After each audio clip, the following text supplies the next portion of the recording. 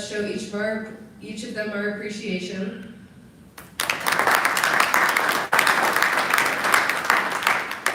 The primary purposes of this event are to 1, increase our voter turnout, 2, to help citizen voters become more informed on their candidates, and 3, to help inspire and prepare the next generation of civic leaders.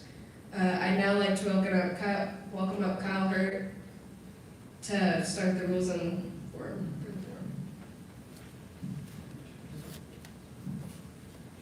Good evening, everyone. I'm Kyle Hurt, and I'm a sophomore at Park as well. Before we get started with rules and everything, we'd like to welcome all elected officials in attendance tonight. If you serve in any public position, please rise.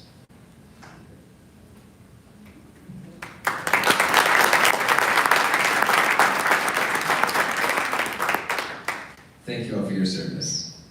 Now we'd like to invite all the other students to come up to introduce themselves.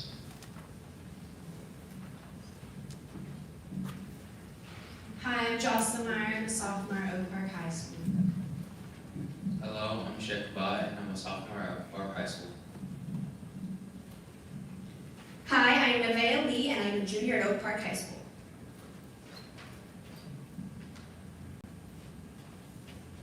Now we'll review the format and rules for tonight's candidate forum. The moderator will ask a question for each candidate to answer. The first question is a self-introduction. Candidates have 1.5 minutes for their response.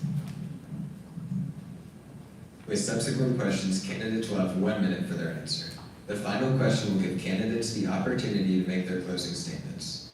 Please also note that with each new question, we will rotate one candidate to the audience's right to start. So for example, Mr. Davis will answer first on question 1, then Mr. McElroy will answer first on question 2, and so on. Our timekeeper, please raise your hand. We'll signal with a yellow card when you have 10 seconds left. We'll signal with a red card when your time is up, but you may complete your sentence. And we'll signal with a green card if you need to speak louder. We ask that you hold all applause until all 4 candidates have answered each question. Speaking of tonight's questions, they were carefully written, debated, and selected by students at Oak Park High School. Candidates may ask to have any of these questions repeated. Now that we have discussed the rules and procedures, it is time to begin. For the first question, we ask each candidate to briefly introduce themselves and discuss their qualifications and motivations for public office. Mr. Davis, will start with you. Thank you very much. Yes, good evening, everyone. How is everyone? Good. Very good. My name is Spencer Davis. I do believe I am the only one that is born and raised in Blacksville, Missouri. So that's right. That's a huge thing that it is to me, right? So I'm born in the old Claymont over there and lived here my entire life. So this is home, right? This is everything to me. A little bit of personal background about myself. I am married to my beautiful wife, who's sitting back there, Kristen. We've got 2 beautiful boys, Leon and Gianni, are 4 and 2, that are wild. That's to say the least. And then we got our pup Milo, who's awesome. So, from a personal standpoint, that's everything to me.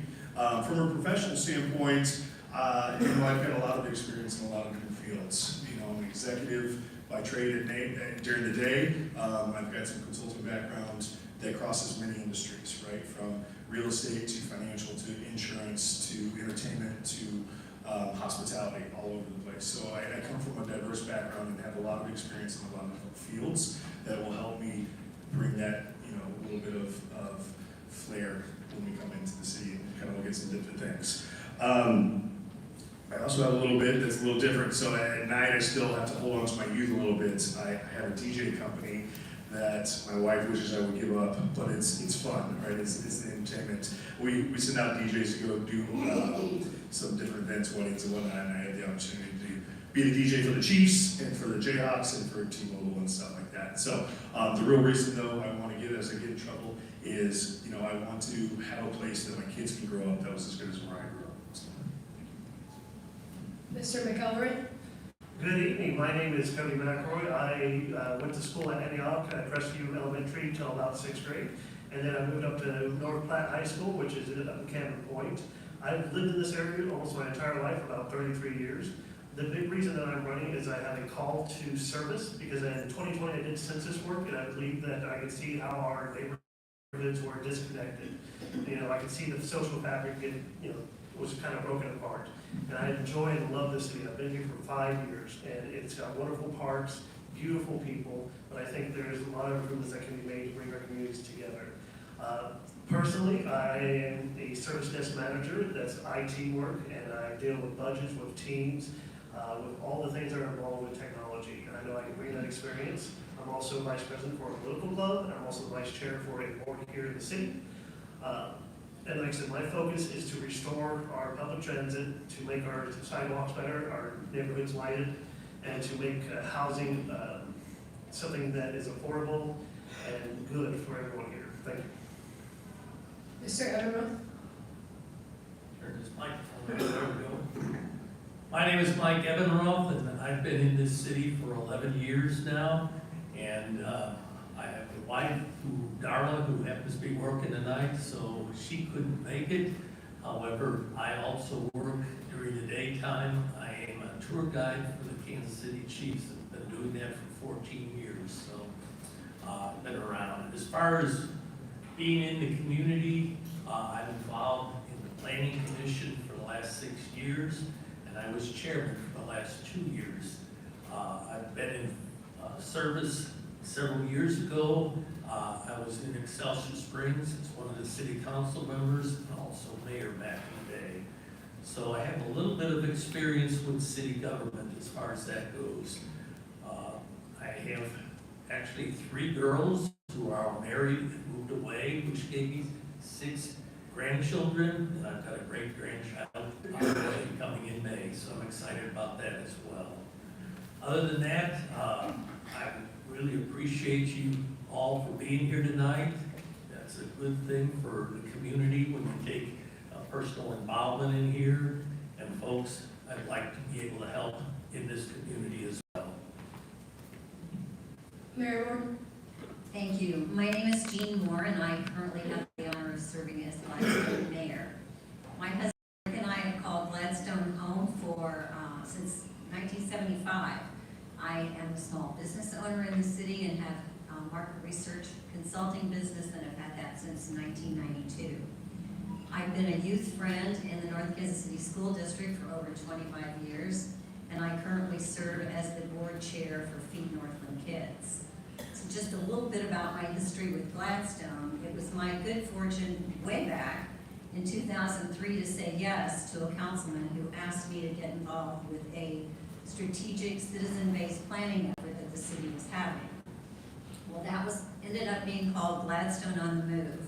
And the community center that we are in tonight, it became reality as a result of the dreams of that group.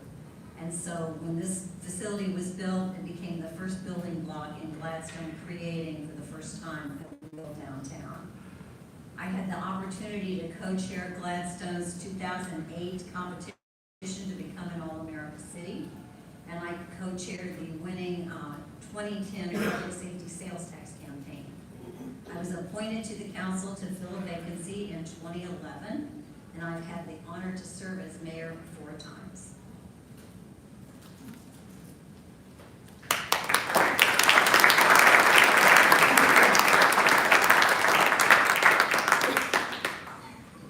For our second question, we'll start with Mr. McElroy. Gladstone is currently facing a substantial rise in housing costs. What can the city do to keep housing affordable for Gladstone citizens? Thank you for the question. So what Gladstone can focus on is zoning reform to make it easier to build the houses, to make it easier for constructors to come in and build housing, and to keep it at the current market rate so the prices don't keep increasing. So we can take a look at various zonings, and we can allow some more creative uses of the land, not apartments, but houses that people live in, but not the gigantic ones that take 4,000 or 5,000 square feet. Something that's closer to 1,500, 2,000, 1,000, 2,000 square feet, something that's smaller and something that would be reasonable for me. So you can look at those kind of zoning laws. You can also try to look at make sure the infrastructure is up to date, so that way people can buy, people would prioritize Gladstone to move into it, and developers would say, hey, they would have a way to get around to other parts of the city, of the cities, and would want to build that type of housing here. Mr. Ebenroth? Yes, as you folks know, Gladstone is kind of landlocked, so there's not many vacant grounds in here that are conducive to housing. Fortunately, we were able to build some apartment complexes in here to alleviate some of the crowding in here. But again, using the zoning regulations, and also trying to fill in infill lots as far as that goes, that would be a help. And then maybe we can do some of the, what they call smaller housing, whereas somebody who has a large lot with the zoning, they can actually split that and be able to put a smaller house in that area as well. Mayor Moore? Thank you. Well, unlike a lot of municipalities in the metro area, Gladstone really has a diverse market when it comes to housing, both high-end apartments, high and low-end government-assisted housing, single-family homes, a lot of rental homes, workforce housing, mixed-use housing. So I think that we really do a good job in Gladstone to protect our housing market by focusing on a robust infrastructure within our communities and also with our streets and a strong code enforcement, because that really saves our neighborhoods and protects them. Mr. Davis? This might not be a question that you guys like, but my response is kind of a tough one. It's hard to do this when interest rates are 8-9%, right? Everything costs money, so you gotta look at things from the person that's gonna go put that money in place. If we're borrowing money at 9%, sometimes it's hard to go in and build a bunch of affordable houses. I would actually have to educate myself a little bit more and see how much affordable housing we have and what the need is against that. So to truly answer it educatedly, I need to go do some more stats on it. In the meantime, though, you can look at some different pieces, right? So how do other cities go do this? So we don't have to reinvent the wheel here, right? We can go down and look at other opportunities and get educated off of other cities, but people are doing that in the fact of mixed-use buildings, right? Finding ways to bring in some buildings or bring in some tenants that we can have some lower-level facilities and then have apartments and stuff up above that would be a more affordable housing for them. But again, at the end of the day, we're landlocked, right? So it's, as much as I want to say there's miracles to be made, it's a tough conversation to have. Great. Thank you. For our third question, we'll start with Mr. Ebenroth. There have been many gun-related acts of violence across the country, state, and even in our local community. If you guys were elected, what would you do to make us feel safer in our schools and our community? That's a really good question. Hopefully I can answer it fairly well, folks, but actually, our police department is one of the finest that we have in Gladstone and also in the Kansas City area. Unfortunately, we've had a few incidences in our community which, use of guns and other things else can be an issue. However, if we have adequate laws and our elected officials, as well as some of the prosecutors, would take charge and actually prosecute the gun control issue, we wouldn't have so much of an issue as far as that goes. A couple other things that might work too is we have better street lighting inside this Gladstone, and also building up sidewalks and transportation to make it even easier to get around. So that's about the best I can tell you in like 10 seconds I have left. Mayor Moore? Thank you. One of our council goals, and it has been for a number of years, is to keep Gladstone a safe place. So that is crucially important to the city. And in terms of gun control, there are a lot of gun control regulations that have nothing to do or that are not within the purview of the city council to make legislation regarding. So I would say that I would echo what Mike said, we have an excellent police department, and they do a great job focusing on crime prevention and helping with our neighborhoods and our schools, and they're going to be at the ready if there is a call. So I think we're doing a pretty good job with that now. Mr. Davis? Yeah, this is a tough question, right? I mean, this one hits home, especially recently, right? I was down at the parade when shooting happened. So this is this is impactful. As much as I wish that I could wave a magic wand here too, it's just not something the city council can really go and address. With that being said, at the end of the day, we have to protect the kids. So figuring out what that is, I wish I had that answer. I think so does everybody else in America right now. But it's finding to protect the kids and figuring out what that is. It starts with a great police force. Lighting is absolutely a huge plus for all crime, not necessarily just shootings and whatnot in schools, but figuring out a way to stop that because, tragic, heartbreaking stories, but you can see both sides at times and it's frustrating. But again, the only thing you can do is find a way to protect the kids. Mr. McElroy? Well, for that question, Gladstone doesn't solve the core issue that leads to gun violence. We can work on some minor areas to really make it so it's not a huge issue, hopefully, for Gladstone. So you look at improved community connection, because if we're a community, the less likely you're going to see people go to those extremes. But also, at the end of the day, with a community, they can identify people who might be at trouble for either harming others or self-harm. A big issue of gun violence is not just what happens in schools or what happened at the parade, but just people in their homes who are secluded from their support networks. So the other aspect you have to look at is mental health. So you need to get mental health services involved so that way people have an outlet and an answer to hopefully solve their issues so they don't have to go a destructive route. Of course, you coordinate with the Gladstone's police department to ensure that those who are identified who may be a harm to others are at least kept an eye on, and if we can, make sure they do not harm others. And we listen to when people tell us that someone is a danger. If someone says, hey, this person concerns me, we need to keep an eye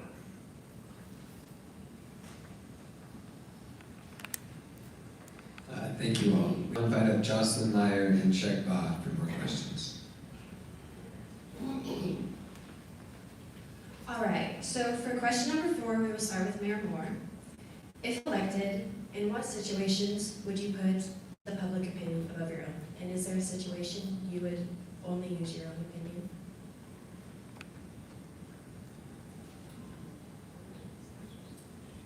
That's an interesting question, and it's one that comes up often in terms of how do you weigh as an elected official your own perception, your own viewpoint about something versus your constituents. Here's the way I look at it. There's two sides to every story. And I believe in full discussion. Let's have a conversation about things, and I believe there's always a middle ground. So it may not be all that I want, it may not be all that you want, but I firmly believe that there's always a middle ground that we can come to a consensus on, and then we're not battling each other, one side versus the other.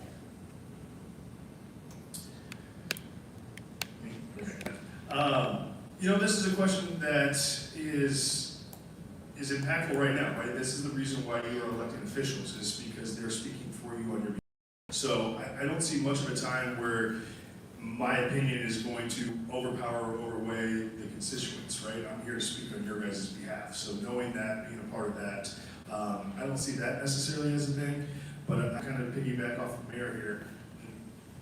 Open communication is everything. I think all of us have common ground. I think we can all find it if we can sit down and have a conversation, whether it's over a cup of coffee or a beer or coffee, maybe. Just being able to have open dialogue. That's the biggest thing to me, right? And have those conversations. All right, Mr. McElroy. To answer the question, in terms of the big things I'm working on, like I said, I want to restore mass transit to the city. I want to have more housing built in the city. I want better sidewalks and more lighting. But, the majority of the people in Gladstone say, we don't want that. I'm willing to go along with that. But if you're, and that's for a lot of things in the city. There are things that I would personally want to go for, but let's say if I want to expand the police force, people might say no. If I want to shrink the police force, they might say no. These are things that I'm willing to work with constituents and follow their lead on. But when it comes to say like human rights or protecting our schools, these are things that I would not bend on. So for folks that are LGBTQ, for our libraries, for our schooling, these are things that at the end of the day, the majority of the constituents in Gladstone say we want to change that. I would rather walk away than stay in office and represent that. All right, Mr. Evans. Yes, Being on the planning commission, I've sat there with several issues where we had to rule peck with people for and people against the issue. One of the difficult things we have at the planning commission is we need to follow the law of the land. So whatever happens, whether they like it or not, we don't have a choice in the matter. However, we speak only to the city council and they make the final decision. So they have had packed rooms as well. And if I was elected to the city council, I would have to weigh the situation just like everybody else and look at the pros and cons. Obviously, we won't make everybody happy, but we'll do our best as far as that goes. And if it's an issue that I have a conflict with, then I would abstain from any voting as far as that goes. All right, thank you. For question 5, we will start with Mr. Davis. The city of Gladstone has recently opted to eliminate KC Metro buses for the more cost-effective Iris. Are you satisfied with the new level of service, or would you make any changes to our public transportation and why? I am satisfied. Let me kind of start here with one quick thing. So what is the city government supposed to do in my eyes, right? So protect your rights, ensure your safety, and promote your well-being, right? So those 3 things don't really reflect going into the bus system and whatnot for that piece of it. When you look at the bus and the transit, that we kind of had a situation, and I don't know if everybody's aware of it or not, but they stopped the bus system in Gladstone from Kansas City, and the reason they did that is because of exorbitant costs, right? So they not only have almost tripled their costs this year, they're going to 5 times the cost going forward. So we went out, we as in the city, they have gone out and secured Iris, which is like C-Trip or Uber, and provided a service that is much more cost effective and goes further places. So the bus system before would only go north and south on 2 roads. Now it goes closer to your home, it's cheaper, and it's cheaper for the city, it's free for everybody that uses it along in the city, and then you can pay a nominal fee if you have to go outside of the city. So I think it's a good place that we're at. I would not change, I would expand on it itself. Mr. McElroy? To answer your question, no, I do not think Iris is a satisfactory solution for the city of Gladstone by itself. The city is paying almost as much for Iris as it was originally paying for the bus service. So you have to use SNAP to get it, and then they pick you up within 15 minutes of your 15-minute walk distance of your home is where they come pick you up, and then they drop you off within 15 minutes walk of your destination.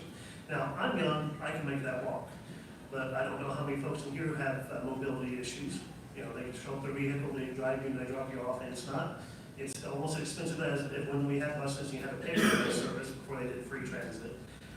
My initial thing would be to restore bus service with the KCATA just to get that going again. But in reality, we need to look bigger, we need to think longer term. We need to work with Liberty, North Kansas City that is north of the river, Platte City, and establish a Northland Transport Authority system to actually have bus service and transport that service us up here in the north, and not whatever Kansas City decides upon.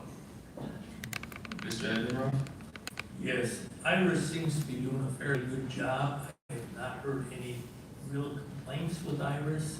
If you look at the bus service that we had on Antioch, basically they had several stops within the Gladstone area, but you still had to walk to get to those bus stops. So if you can get the Iris to get close to your home, that will certainly help that issue. The other thing is, I understand the city of Gladstone is still in talks with the Kansas City Area Transportation Authority to maybe come up with a solution to reduce the cost of it. We're spending a lot of money on North Oak to get that with roundabouts and everything. Maybe that part of that money could be used to subsidize some of the bus service as well. Mary Moore? Thank you. When KCATA brought forth to the city of Gladstone a contract for $340,000 versus the contract before, it was absolutely unsustainable for us, so we had to find a different solution. So far, Iris has been a great solution, and this gives, we started a $7,000 per month trial run with Iris, and the numbers we got in January were off the charts. And we are the second highest municipality other than Kansas City in the metro that is using Iris. So that tells me that our residents are satisfied with it. We're giving, as Mr. Davis said, we are giving people an east-west way to travel rather than just a north-south way on the bus. So far, Iris has been great for the city. All right, for question number 6, we'll start with Mr. McElroy. If given absolute power to make any change in or to Gladstone, what would it be and why? All right, so you kind of give the magic wand.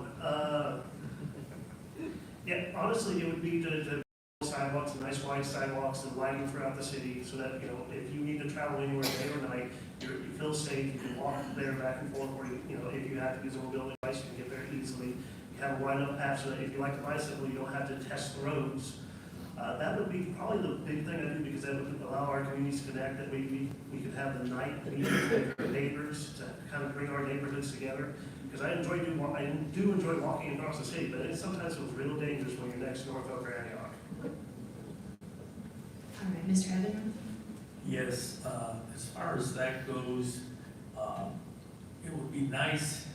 The city has spent a lot of money in the downtown area.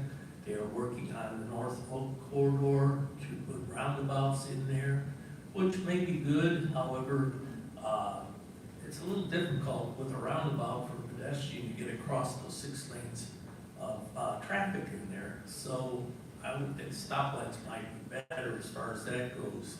But also, as you notice, most of the concentration seems to be in the downtown area with the new police station, the fire stations that were redone, and even now the city hall is going to be redone. That's an expense that is quite exorbitant as far as I'm concerned. But the west side of Gladstone has kind of been ignored a little bit in the fact that we used to have a police remote station over there next to the early childhood center. So we had a little bit more protection on the west side of the area. And I would propose that we reestablish that so that we can actually have some service over in that area. So with that, that's my vision. Johnson, could you repeat the question again? Yeah. If given absolute power to make any change in or to Gladstone, what would that change be and Well, I would like us to be bigger. I would like us not to be landlocked by the city of Kansas City and not have just 9 square miles that we're dealing with. One of the big challenges that we have as a city, and it's a good and a bad in terms of we are 90% developed. And so when you go to events and you see other cities like Liberty or Smithville talking about all the green space that they have that they develop, we don't have that. And so it's a real challenge for us in the city of Gladstone to do redevelopment. Redevelopment is a lot harder than development in a brand new green space. So if I could wave a magic wand, I would have more space. why? All right, Mr. Gates? I agree with that statement. No. You know, if I could change anything in Gladstone, I'm trying to think about that, right? And I have the luxury of 1/3 here, but would be to get Gladstone residents to stay in Gladstone. And what I mean by that is more small business, more restaurants, more shopping, whatever it may be. A lot of us go outside of Gladstone for those needs, right? When we want to go out to eat, there's only a few options here in town. We've got some good options, but we only have a few. So expanding on that, bringing that in, bringing the small business, getting the revenue from those our businesses that come in to help us, that is what I would like to change, is go bring that piece up to it. And then I would like to have a straight shot to a highway, but I don't know if that's possible. Alright, for question 7, we will start with Mr. Evanoff. Homelessness is a nationwide problem that also touches our community. With 1 of 4 homeless people being under the age of 18, what can our community do to solve or prevent this problem from being more widespread? Well, homelessness is an issue throughout the metropolitan area. And in Gladstone, we had a few homeless camps in some of these here. We do have a couple issues. We have the Turning Point, which helps those people that don't have a permanent home. They will help them, they will educate them, they will give them some food. They are not a shelter organization, however, they can refer them to some of the shelters in the area, but at least it's a start as far as getting things done. You know, there's no real solution to homelessness. Some people want to be that way, other people would love to get out of that situation, and it's up to the community to help them as far as I'm concerned. Mayor Moore? Thank you. Well, homelessness is certainly not unique to Gladstone. It's a crisis across the nation and across the metro. And it's a real balancing act to find a solution or a way to deal with the issue that both balances the concerns raised by residents and also protects those who are sojourners. So homeless doesn't just simply mean you don't have a house. Oftentimes, it's accompanied by mental health issues and with addiction issues. And so it's a very difficult solution that we're not going to wave a magic wand to solve. But I'm really pleased with our police department. They have initiated a program where we are working with formerly Tri-County Mental Health, which is now Beacon, and North Kansas City School District. We brought on some mental health counsel professionals that go with the police department and do help in situations that are not necessarily law enforcement related, but are more mental health related. And so that's made a big difference, and also a Turning Point is a great, robust resource for our sojourners here in Gladstone. Mr. Davis? You guys make some tough questions, don't you? So, you know, this is tough and sensitive as well, right? I mean, there's two different types of homelessness at times, right? I mean, ones that don't want to be out there, and we need to find support for those, right? Figure out a way to give them a hand up and help them out. Then you have people that don't care to not leave, right? And they have addiction, and they have some serious, you know, concerns that are going on. They've got a lot of mental health that they need some help with. That's a tough situation, right?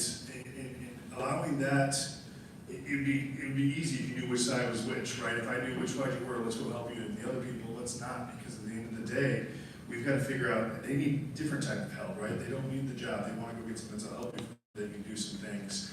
And then you got to worry about some crime with that issue too. So it's a tough conversation. I think that we need to spend some more, you know, time on that and just figure out what options are. I will reflect what everybody else has said, though. A Turning Point has been a great addition to that, in the way that they have it set up is something that we can maybe duplicate around the city and other places as well. Mr. McKellar? So, when it comes down to homelessness, the core answer to solve homelessness, if you build more housing, they can have homes. Because you can keep it affordable so that they can move in. But when it comes to people who are homeless, a lot of times you're finding people who do not have that social network. And so you need to find ways to get them access to mental health help, get access to people to help them find jobs, if they don't already have jobs. A lot of homeless people already have jobs, live out of their cars. And then you get them access to having that, you have the apartments, you have the housing that is affordable for them to be able to move in and get out of the street, so that their whole life is not on display. A lot of us here are a lot closer to being homeless than we probably realize. And, you know, luckily I got family, if it ever happened to me, I could go to. I'm pretty sure all you do too. So, you know, it's creating that community, connecting with the health services, encouraging charitable organizations. A Turning Point is a great thing. They have a food pantry, they have clothing, they have the day house. So we need to encourage more charitable organizations in the community to step out and help these people get back on their feet and move to their house and get back into housing. All right, for question 8, we'll start with Mayor Moore. What do you think is Gladstone's greatest strength, and how will you build upon that strength? I think Gladstone's greatest strength are all of you. The residents of this community are just amazing to me. And that shows itself in so many ways in our city. The Shaping Our Future last strategic planning effort that we had, they went to the voters because we needed funds to support some of those programs. That issue passed dramatically, like crazy numbers. And I think that the people of this community trust their elected officials, they love this community, and they want to get behind the programs in this community. So to me, the residents of this city are the greatest resource the city has. Can you repeat the question, please? Yeah, what do you think is Gladstone's greatest strength, and how will you build upon that strength? Well, to not completely copy Jean's answer, obviously, you know, each and every one of the people here you can go down a rabbit hole with this all day long, right? Knowing exactly that this is where I chose to live, grow up, be a part of, raise my family at, there's a reason why I'm here, and it's because of everybody around me, right? I know that if my kids misbehave, you guys are gonna come tell me, get this little rascal out of here, right? But at the same time, as I also know that you're gonna help him learn and grow up and be a man and understand what he's gotta do. So that's a big piece of it. However, when you kind of talk about a little bit about what we do really well, I want to always reiterate how good we are with our emergency services and snow removals and stuff like that. Like, I don't think that some people really understand that or appreciate it. Our fire, our EMS, our police department are there when you need them, and that's a spectacular thing, right? So I'm extremely appreciative of them and continue down that path as well. All right, Mr. McElroy? Yeah, the greatest strength of Gladstone is the people. You know, I walk throughout the city, I meet a lot of wonderful, beautiful people. I mean, we have great schools, we have great parks. And, you know, what do you find in schools and parks? You find people, and we're all so wonderful here. The great thing is that, one, we know the address of all of our politicians. So, like, if you want to come up and talk to me, you got my address. You know, it's on my website, it's in the listing. You know, if I want to go talk to Jean Moore, I can go talk to her. I won't do that till I'll show up at the city council meeting. The other great thing is we have the open city council meetings. You go there and you voice, give your voice to a subject and get heard, and you talk to the city manager. Everybody, we have such a close-knit community. And so really, that's the thing that I want to build upon, is make sure that we continue to have, people who already live here, like Mr. David here, to continue to live here, and then of course encourage new people to move in and enjoy the great benefits of the city, so that we can continue growing, so we continue to have new blood and new minds, that we continue building our community. So that's, just encourage people to live here, and encourage people to come here and build this wonderful, beautiful community. Mr. Edward? As everybody said, it's the people. We love the people in Gladstone, and those people have the services that they need. We have an excellent police department, fire department, emergency services, and we also have a lot of neighborhood associations as well. So that's a community within a community to help here. But as far as other services, there are some improvements we could do, such as trash service. But they do have an excellent way of getting the snow removal around here. That is perfect. I mean, they've done a great job, even in my neighborhood, I can't complain, so. But a couple things we could do, again, I emphasize the street lighting, streets, as far as that goes, as well as sidewalks in here to make people more mobile, and they can communicate with one another. At this time, we would like to invite each candidate to make a closing statement. We'll begin with Ms. Davis. So first and foremost, I just want to thank you all for being here, right? I know that's the obvious, but it's true, right? I mean, it's sometimes not fun to come at 6 o'clock on this and spend your Tuesday night with this, but this is what matters, right? It's what's in this room, it's what's in our community, so thank you very much for that. A couple things that I just want you to remember is, I'm going to come, I'm going to have some energy, we're going to have some new ideas, some fresh perspectives that maybe aren't very political at times, but we're going to do it and see what happens, right? We're going to get educated, we're going to make sure that we make fiscal responsibility choices, and most importantly, we're going to have some fun. It's time to make this world a little bit more fun, right? Everybody keeps looking at each other in bad ways. Let's enjoy life a little bit, right? And enjoy that piece of it. So. Mr. McElroy. Once again, I want to thank everybody here. I want to thank you, the students here, for putting this on. I want to thank Jim for getting this together. And, the thing is, my focus is I want to make Gladstone better. I'm 33 years old. I'm bringing new ideas, fresh ideas, but I know I'm a young buck. I definitely listen to my elders. And so,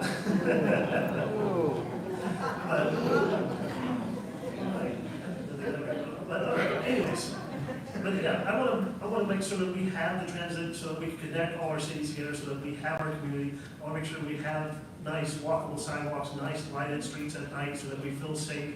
I wanna make sure our schools here stay good. I'm going to be second on the ballot when we go to the ballot office April 2nd. My name is Cody McElroy, I'm second on the ballot, so please vote for me. Mr. Ebenroth? Yes. And you never listen to me, so. But in any case, I'm here to ask for your vote as well. I've been involved in government for several years, and I feel I have the experience as far as budget goes, as far as understanding what the council is required to do. I've been to almost all of the meetings in the last 2 years, and I do show up, which is important, because I hope you all will show up to any of the meetings. My number is available, it's on my little brochure there. You are certainly welcome to call me if you have any questions. I definitely ask for your support. I am number 3 on the ballot. 1, 2, 3, 4. Mayor Moore? I want to thank Brian for his leadership and his guidance in making this forum possible. I also want to thank Jocelyn and Isabel and Chet and Kurt for and Thea for your thoughtful and challenging questions tonight. And for everybody, to thank everybody for coming out. This is a great thing to be able to come and meet with all of us, and we're so happy that you're here. Jim, I also want to thank you for your determination and your persistence in educating our city voters and getting them out to vote. I love this city, and I'm a passionate supporter of all the programs and all the activities that we have done and that we've worked so hard to achieve. It's been my honor to serve on the city council, and I hope to have that opportunity to continue to build on the successes that we have made in the past. I hope that you will give me that opportunity on April 2. Thank you. All right, let's give our appreciation to our candidates.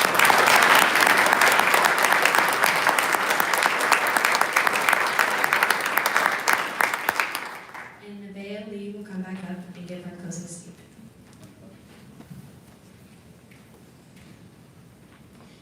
Now, for the April 2nd election, we encourage you to come out and vote to help increase our voter turnout. Some of these things that you can do to help out with that is absolutely be sure to go out there and vote, encouraging your other people that you know in your family and life to vote, and also just join us for the April 2nd.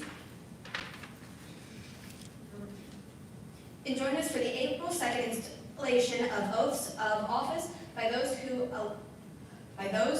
who are elected, which will take place on Monday, April 8th at 7:30 for the regular Gladstone City Council meeting at the newly renovated City Hall. Now, David Nelson of the Human Agenda will come up and make our closing remarks. Thank you. I've been a Gladstone citizen since 1981, and I'm pretty pumped tonight. I'm an appreciative inquiry coach, and I want to share with you the first three assumptions of appreciative inquiry. In every city, something works. It's just as accurate to say in every city, something doesn't work. In every city council, something works. It's just as accurate to say in every city council, something doesn't work. But the second assumption is what we pay attention to becomes reality. You have heard 4 people calling our attention to some of the greatness about this city and some of the things that we can work on together in this city. And I want to continue this conversation. Every Thursday morning at Class Act Coffee Shop, if you haven't been there to celebrate it and drink some coffee or tea, or just come and share in a conversation, every Thursday morning I'm going to be there for an hour. And we can carry on these conversations where we not only get to listen, but we get to call questions back. As they remind me, and as I've taken advantage of, and I plan to do it more in the future, every meeting has an open time when you can come in and you can express your opinion. Because they are right when they say that Gladstone's strength is here in the citizens. I am amazed at what's happening at Oak Park High School. Our son graduated back from Oak Park in the 1990s. That shows you how old I am. I'm amazed at what's happening here tonight. And I'm amazed that you're here, but remember, this goes on all year around. We are citizens every day, and we're the ones that will continue to make Gladstone a great city in the midst of a great and bigger city that we're a part of. I want to remind you that on your seats there was a form to fill out, and I ask that you fill that out. I remind you that April 2nd is when you can express your opinion and select the people who will serve our city in the coming year. But don't stop with April 2nd. Join me for a conversation with coffee and conversation on a Thursday.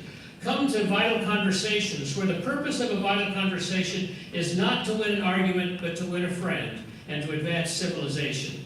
I am proud to be a part of this, and I want to again thank these students, our candidates, the people that have set this up, and I think everybody here deserves a big hand. And why don't you stand up and give yourself that?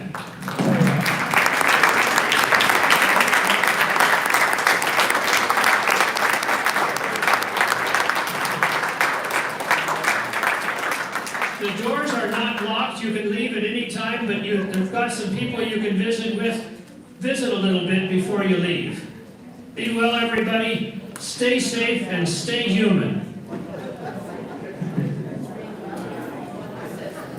Hey, Brian, Rick Moore. I'm Jeannie's husband. Oh, okay, nice to meet Nice you. to see you again. I think we met 3 years ago. Oh, okay. Or last year, actually. Yeah. Good job. Thank you very much.